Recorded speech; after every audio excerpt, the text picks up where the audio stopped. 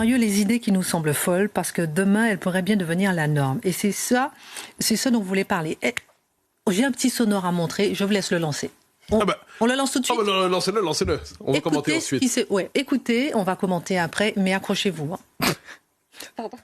Cet atelier de sensibilisation permet, je cite, je n'invente rien, de prendre en compte les intérêts des vivants non humains, d'orienter les décisions politiques autour d'un enjeu d'aménagement local à partir d'une assemblée temporaire de parties prenantes humaines et non humaines.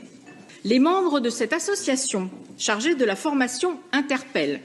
Le premier membre est Boulot Pleureur, qui fait partie de l'association, car son dernier élagage fut brutal, et depuis... Non, écoute, Boulot est encore plus pleureur. Il compte sur l'association pour faire passer des messages de paix aux humains. Mathieu. N'oublions pas les ours aux poils bruns. Ah oui. Ils font aussi partie du club. Alors, il faut comprendre, c'est une formation. Alors, c'est la ville de Lyon, sous domination écolo, qui a... Oui, après, je suis en prise écolo. Merci de la précision. Et alors, qui propose une formation à ses employés, à ses agents. Et c'est une formation pour apprendre justement le dialogue, la concertation de tous les vivants, humains et non humains. Donc, il faut créer les conditions d'un dialogue, d'un échange, mais d'un échange entre les humains et les non-humains. Donc, par exemple, moi, Mathieu, je parlerai à la fougère. Je dis, Fougère, comment vas-tu, Fougère, aujourd'hui? Par exemple. Ah ben voilà, c'est elle. Voilà. Justement, c'est ma fougère préférée. C'est pas une fougère, mais... Donc, à Lyon, on paie les agents pour parler à l'école. Alors, c'est une formation... Oui, effectivement, l'autoreprésentation de fougère, c'est autre chose. Donc, en gros, c'est une petite formation à 3 000 €, mais ça témoigne d'une chose qui est importante, c'est la pénétration dans les administrations écologistes des idées, effectivement, qui pouvaient sembler les plus folles et qui, peu à peu, se banalisent. Rappelez-vous, à Paris, il y a quelque temps, quand on avait parlé non plus des rats, mais des surmulots, c'était une autre manifestation de cette idéologie qui est à peu près la suivante. Il faut en finir avec le suprémacisme humain. Qu'est-ce que le suprémacisme humain? C'est cette idée que dans le vivant, il y a une hiérarchie et au sommet, on trouve l'être humain. Il faut en finir avec ça. Donc, c'est la logique de l'antispécisme qui est un antiracisme appliqué à la nature. Donc, dès lors que vous considérez que l'être humain dans la création, que dis-je la création? L'être humain dans Gaïa, eh bien, c'est un peu le parasite en quelque sorte, parce que c'est la forme vivante qui gâche la vie des autres. Donc, qu'est-ce qu'on nous dit? Il faut faire en sorte que l'être humain apprenne à se plonger dans Gaïa, dans le vivant au sens large, et à ne plus considérer que ses intérêts sont premiers. Alors vous me direz, mais c'est du délire ça. Moi je vous dirais non, c'est de la philosophie politique.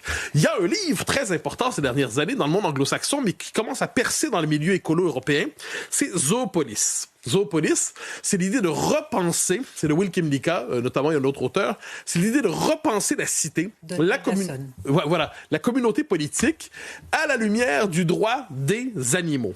Et dans la thèse de Kymlicka Donaldson, qu'est-ce qu'on nous dit?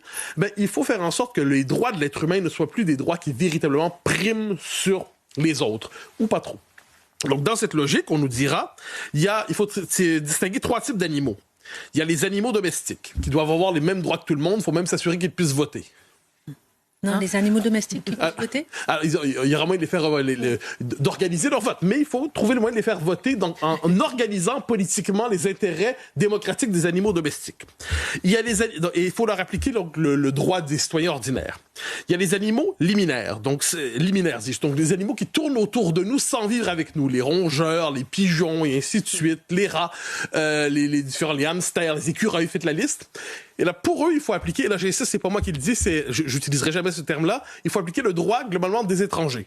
C'est-à-dire, il faut leur accorder des droits qui ne sont pas ceux d'un citoyen, mais qui ne sont pas non plus ceux d'une lointaine personne qui n'aurait aucun droit chez nous. Donc, il faut adapter le droit à ce type d'animaux. Et finalement, il y a les animaux sauvages, par exemple les lions, auxquels on doit accorder des droits très limités, mais on a le droit d'intervenir si une espèce fait un génocide sur une autre. Là, c'est notre droit d'ingérence. Alors, qu'est-ce qu'on peut dire de tout cela? C'est qu'on est vraiment devant un délire idéologique, mais qui progresse aujourd'hui dans les administrations vertes. Et imaginez demain si ces gens-là se retrouvent au pouvoir à Matignon ou ailleurs, mais sachez que ces idées auront beaucoup progressé, et nous aurons donc un débat public entre, si j'ai bien compris, le boulot pleureur, ours brun et je ne sais quel écolo qui sera